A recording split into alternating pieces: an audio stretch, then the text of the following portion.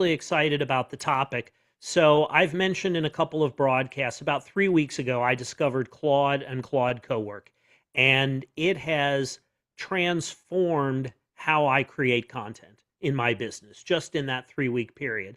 And I've gotten a couple of questions on AI, one on the IRS and AI, one on me and AI. So, given your expertise in that topic, I thought we would just have a fun discussion on No, those I, questions. I think it's fun. And so you got to Claude Cowork before me. I taught you about Claude and I taught you about Yes. other large language models because I'm sure you're like, oh, mostly chat. Everyone thinks chat GBT. And that's not the case. You really have to be, I guess, agnostic when it comes. Don't be agnostic. Make sure you have multiple large language Right. models you jump on, not just Mhm. stick on one because one could lose or one might not do what you need to do. So our question, and so I jumped on Claude Cowork, and I got 9 agents working in the background at times, and it's doing so many different things for me. I heard it could build websites. I'm really excited about the possibilities. Yeah, we're I gonna talk about what it's yeah, done for me. yeah, exactly. Okay, so what are your thoughts on the IRS using AI to find audit targets? I think it's much ado about nothing right now. So there have been a couple of stories in the news. One about Palantir working with the IRS to identify audit targets. Palantir is working with everybody in the government. They're the IT department for Big Brother. But that's a that is a development that we can't stop. The government getting more information about us. So, when it comes specifically to the IRS, let's talk about how AI may be better at extracting money from taxpayers, but also why it's not something to worry about quite yet. One of the great mysteries of life is how the IRS picks someone to audit. And there's a method, there's a science behind it. The IRS uses a program called the discriminant information function. And what it's doing is when you submit your tax return, the return gets submitted to the computer, and the DIF looks at your return and it compares it to similar returns. For example, if you are a dentist and you file a return with the 6-digit SIC code for being a dentist, it's going to compare your return against other dentists. It's not going to compare your return against a manufacturing company or a restaurant or an Etsy vendor or something like that. And so that makes sense. What the discriminant information function is looking at is specific items of income and mostly expense, and it's comparing them to other expenses. So if the average dentist spends 12% of his gross revenue on his office, that's something that the IRS can pick up. And they're going to look, when they look at your return, they're going to say, how much of your gross revenue are you spending on your office? If it's 12% or 10 or 14, fine, no problem. If it's 44%, if it's 60%, well, if you're two or three standard deviations out of the norm, that's unusual. So the IRS is looking for large, unusual, and questionable items. So the computer kicks out the return and a human being looks at it. So it's a statistical scoring system. It's been around for decades. Can we improve on that? Well, AI, they're using AI now. They're testing AI, and odds are pretty good that AI is going to have a little better vision than the discriminant information function. So if you are playing fast and loose with the numbers on your return, that could be a problem. But we all know that as good as AI can be in some contexts, it can't do everything. And there is a bottleneck in the IRS that's going to slow down AI no matter how many returns it finds. And that is the fact that once a return is selected for audit, somebody, some human, has to manage that process. Now, most audits these days are done by correspondence. The IRS sends you an audit notice, and they say, we want verification. And they'll send a request for documents and things like that. They'll want the information. They're not going to necessarily come out to your office or your house and go through your shoebox of receipts with you. They're just going to ask you to verify the stuff. But there's got to be somebody handling the audit. And while AI is expanding the number of audit targets, IRS staffing issues, which we've talked about, are narrowing it and bottlenecking it. So at the beginning of last year, there were about 103,000 people working for the IRS. Doge came in at the beginning of the year and it laid people off and it made buyout offers. So a lot of senior federal employees had the opportunity to take a buyout, leave, shut all their files, get paid for 6 months, and look for another job somewhere else. That's what a lot of senior auditors at the IRS did. So the IRS is now down to about 80,000 employees, where they were 103 a year ago, a 20% contraction. That is a big, big shrinkage. And so there just aren't enough people to manage the audits that AI picks. So in my conversations with tax professionals across the country, I'm hearing the same thing. They're not necessarily seeing an uptick in audit notices coming out. AI may be finding all of the tax cheats in the world, but if we don't have the staff to manage the process of bringing them in, it's not something that should concern most people. Mm. And most people aren't audit targets in the first place. If you're a firefighter married to an RN and you've got a couple of W-2s and a 1099 for your mortgage, there's nothing for the IRS to audit. So when the IRS looks for audit targets, the biggest priority is finding unreported income. It's much easier to simply not report income in the first place than it is to honestly report your income and come up with a bunch of phony deductions. So who are the people who have the chance to not report their income? It's you and me. It's people who run our own businesses. If you've got a W-2, the government already knows how much you're making because your employer sent the government the same W-2. So it's a small number of potential targets, primarily business owners, primarily operating as a Schedule C. So the audit rates for Schedule C businesses varies anywhere from about 0.5% to 2.5%, depending on the income you make. That's still a really low percentage, Yeah. 2.5%, one in 40. But if you report your income on an S corp return or a partnership return, Mhm. the percent of those returns audited drops to less than 0.1%. Mm. So it's fascinating. If you're an LLC reporting as a sole proprietor, you may have a 2.5% chance of being audited. Just switch to an S corporation, which is a 3-page form that you file with the IRS, and you're going to cut your audit odds by probably 96%. Of only that percentage. It's crazy. Of only that tiny percentage. Yeah, it's nuts. It's And nuts. people would think differently. And, it was interesting. I was building, and this is an AI conversation. Yeah. One of my clients said, can you create for me an accountant basically that's going to be able to look over difficult tax returns or difficult tax returns before they've been put in Hmm. and be able to identify chances of being audited. And they said there's 22 factors into an audit of potential areas that they look at. And it was building it out for me and saying, put a PDF in and it'll be able to go and tell that. Hmm. And I said, will you do better than TurboTax? Said, absolutely. We are like an accountant looking over a tax return. What are your thoughts? This is Claude Cowork saying this, building an agent like that. Hmm. Yeah, no, I think it's terrific as long as you're getting the right information.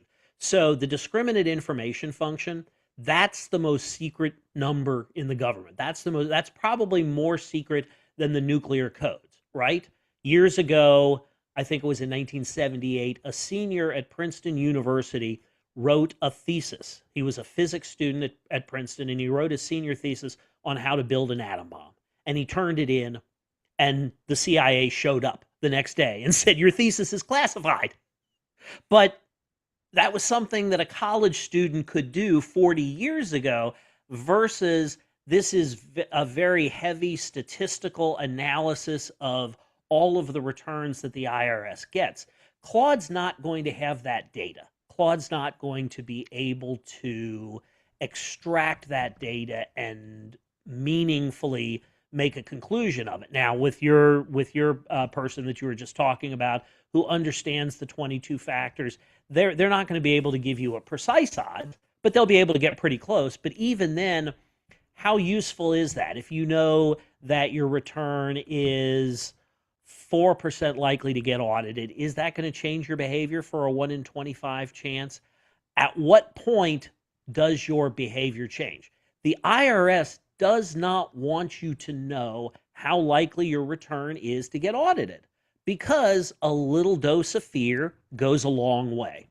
They want the uncertainty to motivate taxpayers to play by the rules.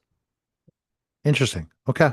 That's an interesting thing. And the 22 factors, if you don't mind me asking that question, what are those 22 factors? What does that mean? That like they look in specific like things you were mentioning before for a Schedule C areas to look Yeah, at? I couldn't tell you what those Oh, specific oh, 22 factors are. That's somebody who has done a lot more work with audits than I have, but they're going to look for overstated charitable contributions, for example. They're going to look for uh, business income that doesn't jibe with other businesses, the same sort of stuff that they're looking at with the discriminate information function.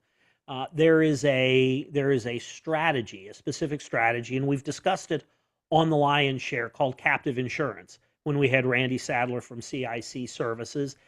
The IRS can look at a business's tax return and see how much they're paying for insurance because contributions to a captive insurance company get deducted on the same line as premiums that you pay to Jake from State Farm and flow from Progressive. So they can see, oh, this return is showing 15% or 8% or whatever of their income going to insurance.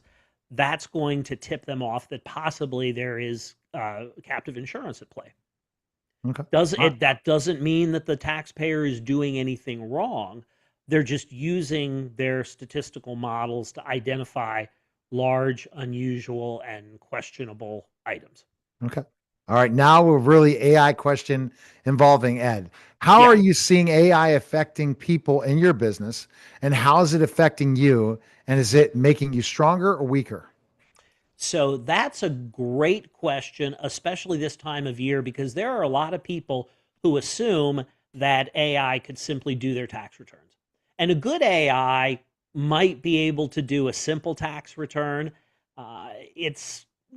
We're not at the point where you can simply upload all the information and ask AI to do the return. We may be getting closer to that point, but again, I talked earlier about the example of the nurse married to the firefighter with the two W-2s and the mortgage interest. They're not likely to get audited, and that's a pretty simple return that AI may be able to handle.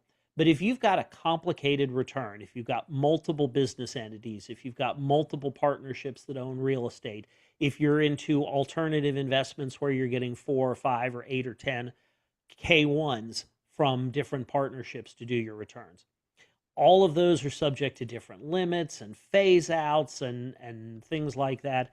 AI is not at the point where it can do that. But let's talk about how AI is affecting broader people in the tax preparation world. So there are millions of Americans who could do their tax returns on their phone. As a matter of fact, TurboTax has an app where you can scan a picture of your W 2 and it'll do your taxes for you for really simple people. There are middle income, middle class, upper middle class people who AI is not ready to do their taxes yet, but it's getting there. And then there are people, truly high net worth people with complicated returns, or even just people with complicated returns, whether they're making money or not. AI is not ready for prime time with those people. So what we're seeing is a K-shaped economy for taxes. You may have heard of the term the K-shaped economy. So if you're rich in America, you are getting richer right now. And there is an astonishing number of rich people in this country. We'll talk about that in a sec. If you're poor, you're not getting richer. You may be getting poor. So the rich are getting richer, the poor are getting poorer, the middle class is getting squeezed out. That's the K-shaped economy, and you want to be on the rich upward link of the K-shaped economy. These people don't want AI doing their taxes. They want a person. They want a person who they can call with questions. They want a throat that they can choke if there's a problem. They want human relationships and they are willing to pay for them. I could record this podcast all by myself. I could upload to YouTube. The ability to do that is there. But I happily pay you every month to produce my podcast because I'm getting a better result and I'm having a better experience doing it, right? Right. You're not going to be put out of work by AI. No. And there are a lot of jobs that won't be put out of work by AI. If I go to the dentist to get my teeth cleaned, I'm not going to want a robot hygienist with needles in my mouth, right? Right.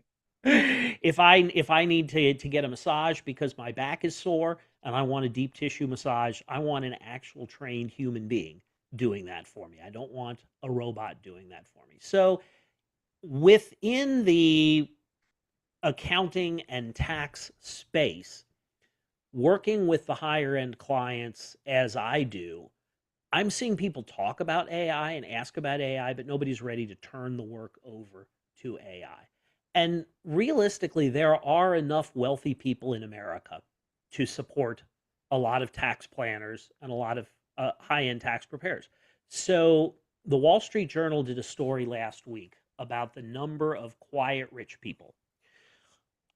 You would think, Neil, unless you're worth $30 million, that somebody with a net worth of $30 million is pretty rich, top of the food chain, right? Right. So, how many American households would you guess have a net worth of $30 million or more? Putting you uh on the spot. I'll say 10,000. 430,000. Okay. 470,000 of them have a net worth of $100 million or higher. And where are they 70 located? Just kidding. All Well, over. right, and you know where are the recently divorced single women in that group? That's what I'm looking for. So yeah, 70,000 families with a net worth of $100 million or more. 430,000 families with a net worth of $30 million or more, and the percentage of those families who don't want a human being supervising the I think is probably pretty minuscule. Because they're willing to pay $30,000 for a hamburger, meaning some of them are very wealthy. They're willing to go to a restaurant and spend $10,000 Yeah, sometimes. they'll They, go to they, they'll go to St. Bart's and they'll drop $100,000 at a nightclub for New Year's Eve. And that's a small fraction, but the guy who's going to St. Bart's and dropping $100,000 on bottle service at a nightclub for New Year's Eve wants a guy. He wants to be able to say, I've got a guy. And frankly, he wants to be able to say, my guy is the best. My guy is the most expensive. There are people in this world who want to pay the highest possible price because it makes them feel good about themselves. right. And who am I to stand in the way of them feeling good about themselves? So I don't worry about AI taking the work away. Now, let me shift gears. It is making me unbelievably more productive. And I talk about Claude Cowork because that's what I'm using, but I know I have friends who love Grok. I have friends who are still happy with ChatGPT. I hear lots of great things about Google's AI.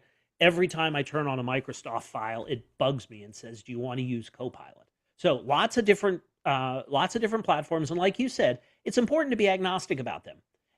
ChatGPT was the first one that I paid for. I'm now no longer paying for ChatGPT, although I will use it for some simple queries and stuff like that. But what am I doing with Claude? I have a PowerPoint that I use with my clients and my classes that includes separate, unique slides for about 50 different strategies. These are not all basics like S Corporation or the Augusta Rule. I hosted a call this afternoon for a group of about 30 CPAs. And one CPA, who is a longtime member of my group, said, holy moly, I've never heard of half of this stuff. Where can I learn about it? So it's great. It's a PowerPoint presentation, meaning I'm screwing around with the different slides. Well, I sat down with Claude and I said, make every slide consistent. Then I started having Claude make infographics to illustrate concepts with flow charts and that sort of stuff. And Claude very effortlessly did all of that. But then, Infographics, that's big. yeah, I didn't know about that one because that's a great tool for posting on Pinterest or posting on X to create infographics. yeah, Interesting. a picture is worth 1,000 words. Claude's doing a good job, but there are specific tools. Google has a specific tool. I can't remember the name of Nano it. Banana. Yeah, right. That does infographics. Oh, see, I didn't know they did No, info. oh, So you're maybe talking maybe the it's infographics, the ones that have like the whole. the flow charts and all I didn't that know sort of that. stuff. I didn't know that. So Maybe it may not be Nano Banana. I think it is Nano because it does really good images. So Yeah. that probably is potentially with doing infographics. I see Claude more in the business side of things, guys, Hmm. than any of the others. Where like you ask it to create a book cover, you got to go chat GBT. You got to go to Right. Grok. But if you ask Claude to do certain things that are business oriented, they're doing it more. So that's probably it. So here's what I did this weekend, and here's what got me so excited. I have this PowerPoint. It's a great tool, but if I want to customize it, if I want to drop savings estimates into it, I've got to calculate them by hand and drop it in, or I've got to use another software. And I would use something called Tax Architect, which is a software that I developed for TMN, Taxmaster Network, originally 21 years ago. And I could run the numbers through TMN, Tax Architect, and drop them into my PowerPoint. But I asked Claude, I said, can you take this PowerPoint and turn it into an actual calculating program with live calculations? And it thought for a few seconds and said, absolutely. I can't do it within PowerPoint, but I can create a companion spreadsheet in Excel, pair the spreadsheet. The spreadsheet can do the live calculations. And then if you tell me where the results of those calculations should go, we'll do it. And I said, Wow. that's awesome. Do that. I dropped in the formulas from the tax architect, which I had, and it took maybe 15 minutes and it gives you progress reports. I'm reading your spreadsheet. I'm reading your PowerPoint. I'm pairing up. I'm matching. Do you want me to try 10 first for proof of concept, or do you want me to do all 50 strategies? I said, do 10 first for proof of concept. And by the end of that task, it had a spreadsheet and it was gorgeous. And it took all of the input and mapped it. And there were some font problems. So I said, oh, use the same font. And it went in and said, okay, I see where I missed this. And my 10-point font was overriding your 16-point font.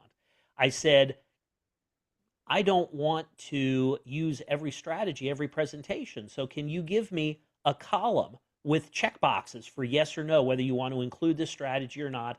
And if I don't check the box to include the strategy, don't include it in the PowerPoint. Yeah, no problem. 3 minutes, that facility existed. It set up the checkboxes so that they were all checked yes.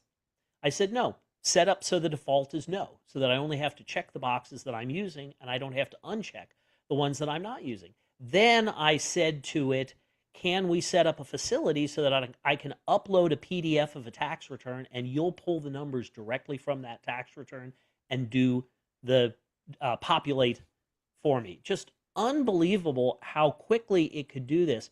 When I supervised creating Tax Architect, the original program back in 2005, I had a programmer work 8 hours a day for 5 months before that program existed. And Claude recreated it in less time than it took to air fry some French fries for a Right. snack that night.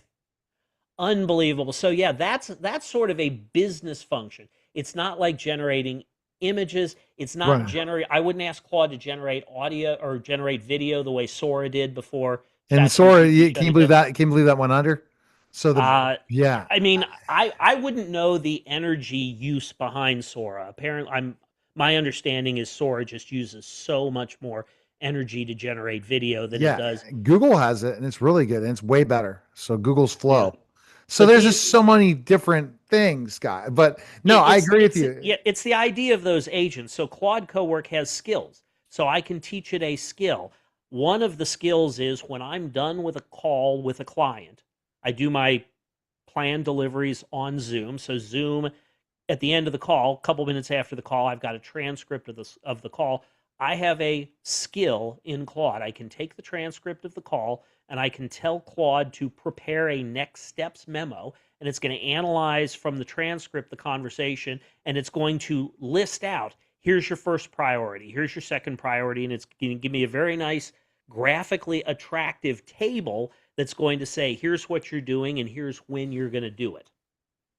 Those are very useful business functions that are going to make me more productive because I will have more time in front of people. Highest and best use of my time is when I'm in front of people, not Yeah. when I'm That's me creating a too. plan or something. That's me too. Like I met a celebrity today. If I could be in front of calls all day like you, I would be and not have to do any work. I would be really in great shape. And that's the goals. And AI is finally giving me that possibility. Right. And it helps that small business owner get to a certain point where then you have an SOP and you have automations and all these different things that you can hire somebody like a VA that could take care of all those things. It Right. gives you a much better chance to run your business with more precision and accuracy, right or hmm wrong. Right, absolutely. And let me push back respectfully on something that you said in jest, but you said being in front of people instead of working. So it feels like work when you're sitting at your laptop doing things that a VA or an AI agent can do for you. But that's a commodity. The information that I have, for example, if I am so part of what I do is I'm a knowledge broker. Right. I have 50 magic beans in a PowerPoint presentation that can help you pay less tax. And a CPA with 30 years experience on a call today said, holy moly, I haven't heard of half of your magic beans. So part of my value traditionally has been as an information broker. But information is very quickly becoming a commodity. Right. Information technical competence is a commodity. When I designed Tax Architect 21 years ago, it was the only game in town. Now there are sites where you can go for free and plug in your tax information, and it will generate the same kind of plan that I can generate. It Yes. probably won't be as good as mine because I have 20 years of experience doing plans, but it will be credible. And so a prospect might reasonably ask, why would they pay me tens of thousands of dollars to do a plan when they can get the document for free from AI? And the answer is, and I took this question to Claude and I showed Claude examples of what I do, the classes that I teach, the plans that I generate, and I said, where am I most at risk from AI? And Claude said, the information is a commodity. Everybody's got the information. What they don't have is experience. What they don't have is reputation. What they don't have is personality. CNN called me the funniest tax guy in America. Nobody else. Neil, you've got a personality. You've got relationships with your co hosts, you've got relationships with your guests. You are the media giant. Right. AI is not the media giant. No. So it's the relationships that are going to keep us healthy in an AI economy. Right. And that was what Claude said to me was, I've got a body of work, I've got a reputation, and I am doing things that AI doesn't do. So I do a plan, AI can do the plan. Does AI have a team of vendors? People like Randy Sadler on The Captive or Brad Etheridge on the ESOP? Does AI have a network of vendors and relationships where when I see the ESOP opportunity, AI is going to bring in Brad? Right. No, AI You doesn't do don't. that. AI has never supervised implementation of a plan. If a tax return gets audited, has AI ever defended a client in an audit? Has AI ever argued in tax court and won a case? No, AI has not done any of that stuff, which is why I don't worry about losing my income. I know that what I do has to Right. change and is going to have to change. and I'm having fun with Claude because I'm just enough of a nerd that I really get into that stuff, and that's why I like nerding out with you when we talk about AI. Now, and I'm going to get to this point that I think that the mistake people make is AI can make you so much better, more productive, more knowledgeable, ahead of your field and everything. And so if you are a CPA or a financial advisor and you become the top 1% in AI, because you and I are in the top 1% in AI, you wouldn't believe that, but it's true that most people do not know what we know in AI. And No. I probably am 0.5%, but I'm not Oh, going to. you're way ahead of me. I'm not going to. I'm not a tech guy. Well, there's other people. I just have a personality, and that's the thing I've seen is okay. If this happens, my professional worth of consulting with AI will keep me going for a certain time till I get to the next phase. And but Right. personal relationships is going to keep this going.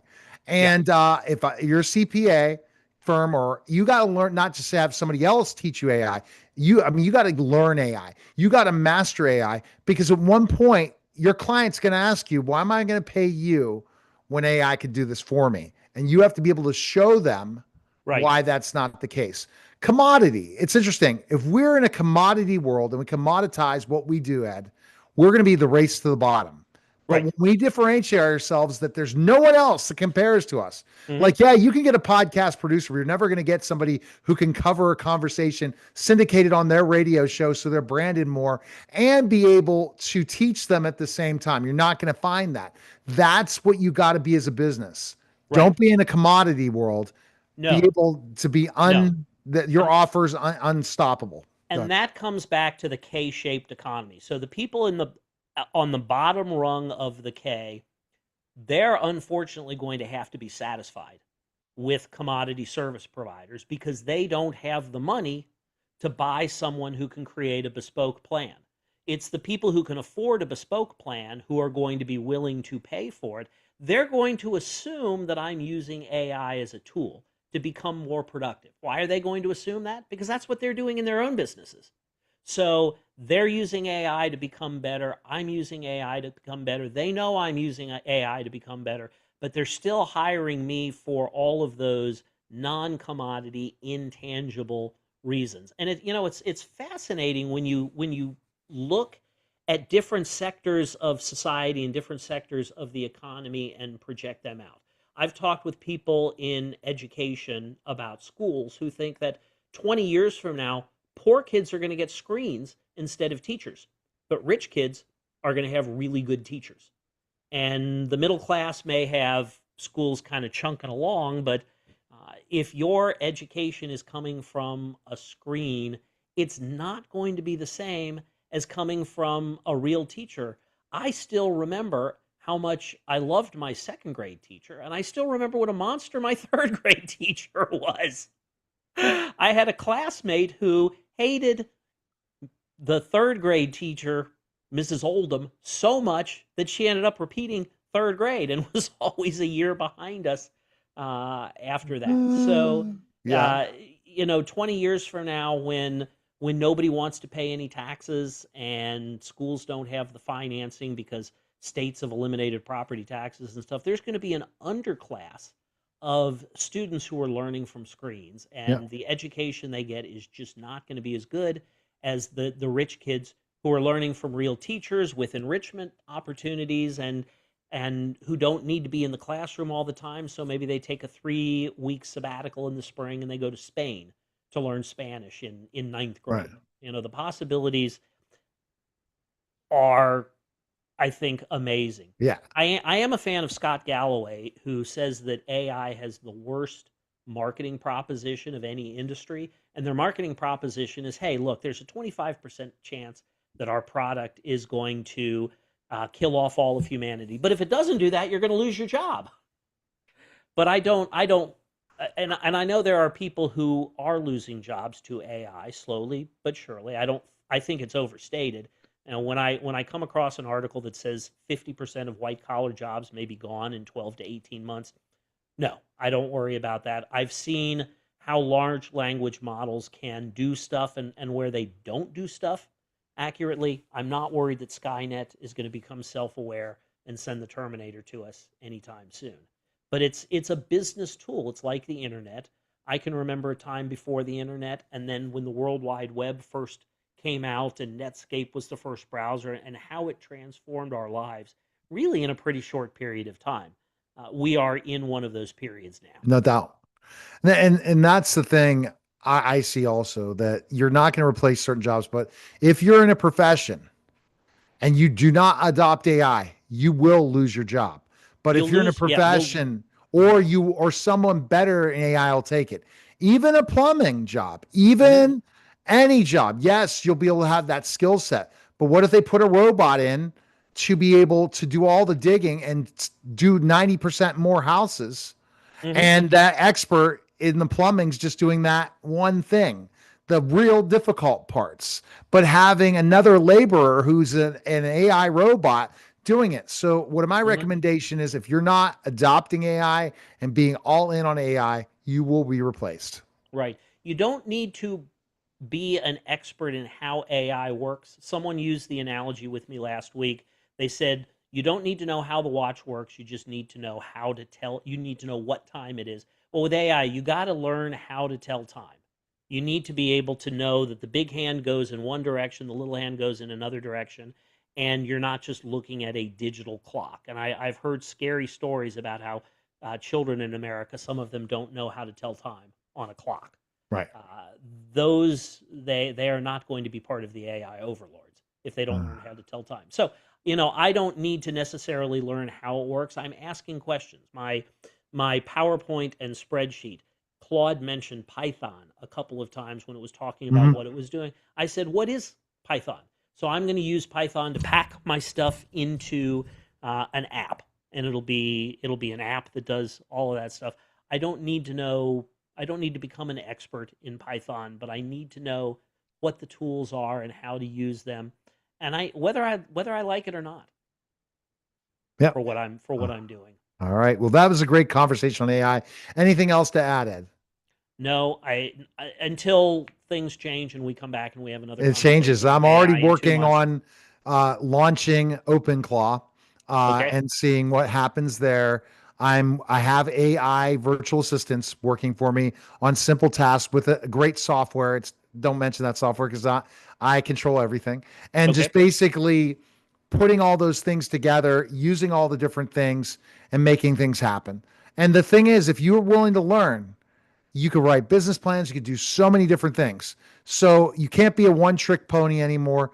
You really have to figure out, and you got to look at your value. And Alex hmm, Ramosi wrote a book called 100 million dollar offers. hmm, And he says, don't be commoditized or it's no, going to be a race to the bottom. yep, That's it. And I wish I learned that a long time ago, but I think as business owners, we got to evolve till we get to that point. We have hmm, to build that expertise till we can charge what we're worth because it doesn't happen overnight. It's a no, process of building and growing and developing. And there you yeah. go. And if you're not already on the train, you're falling behind. Exactly. Okay. All right, So remember to like, subscribe to the Lion Share podcast. And we're soon going to have some more Lion Share social media that you guys can follow on Facebook soon and Instagram. We'll have different places. So just be ready and make sure to reach out to Ed anytime. Appreciate it, Ed. thanks.